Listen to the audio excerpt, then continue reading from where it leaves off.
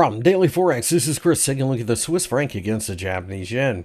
During my analysis on Tuesday, I've been paying close attention to this pair. This is mainly due to the fact that we had seen a major risk-off type of move early in the session, with the Japanese yen picking up quite a bit of strength.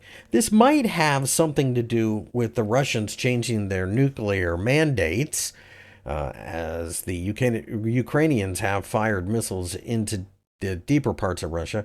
And with that being said, the Japanese yen strengthened against most things. So did the Swiss franc. However, that makes this pair much more interesting and much more important because this will tell you where money's going.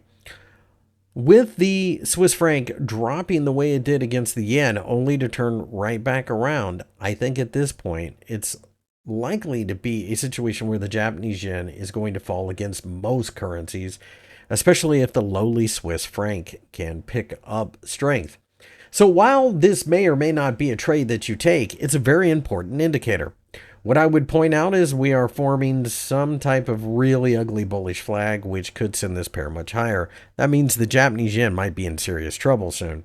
If this pair were to break above the 176 yen level, then I think it opens up a move to the 177.50 yen level. On a breakdown below the 50-day EMA, then you have to look for support at the 172.50 yen level, an area that's been important multiple times. Again, you don't necessarily have to trade this pair because, quite frankly, the interest rate differential isn't that exciting.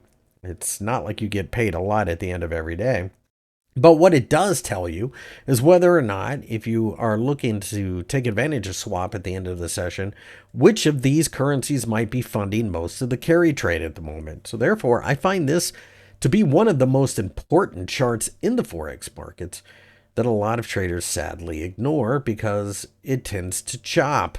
But when you get it leaning in one direction, that screams, and in this case, you want to short the yen, not the franc. You can extrapolate that out to the New Zealand dollar, US dollar, Canadian dollar, British pound, or whatever, and do quite well.